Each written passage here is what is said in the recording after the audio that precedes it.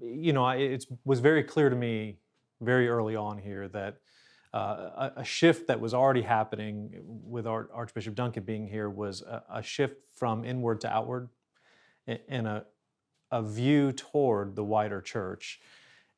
We have resources here, but we also need a lot, and we may not have. We may not be in need of the physical things that folks overseas have, but as been said so many times, the Western world sent missionaries to Africa and Asia, and we need them back.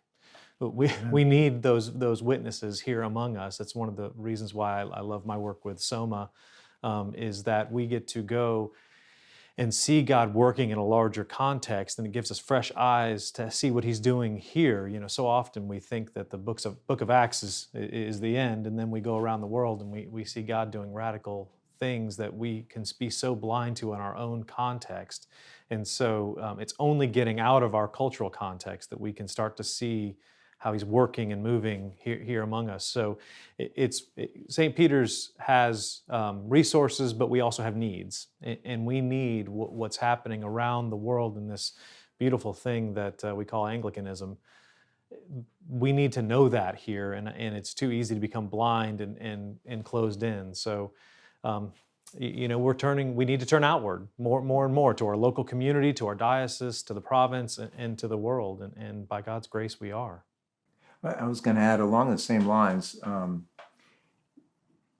understand our history, everybody looks at a particular issue as to why we realigned.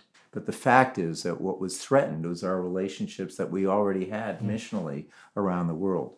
And the decision that was before many of us is, do we stay with the majority of the communion, or do we stay within the group that's cutting itself off from the majority of the communion?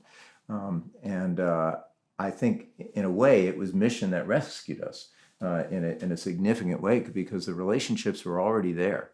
And when we reached out for help, we were reaching out to people who knew us already. So now, in a sense, we have to just keep that fellowship and that sense of common ministry going. That's really been key to understanding the Anglican Church in North America. That we were pulled together by groups and provinces around the world that were already partners with us in ministry. St. Peter's is in a great place to help folks missionally in other parts of the world, but you're also positioned to help people right here in Tallahassee. The Lord has brought the world here, and who's reaching all these newcomers?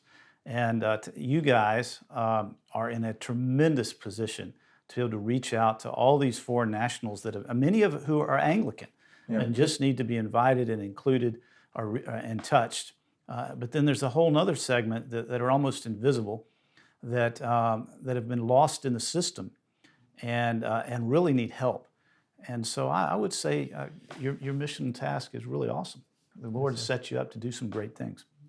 The only thing I'd add is that we talked about ministry in the community, and Foley pointed that out, but we're also in the middle of a city with a significant college community. Right. And if we're going to be effective in reaching the next generation, we need places where we're modeling college ministry. It's going well here with virtually only Anglicans involved in the leadership. It's the way it's worked out. And it's not just St. Peter's, it's the local congregation, other local congregations as well. But we need places as sort of incubators for advancing college ministry. Of the hundreds of thousands of international students that come to our country to study every year, less than 5% have ever been in a Christian's home.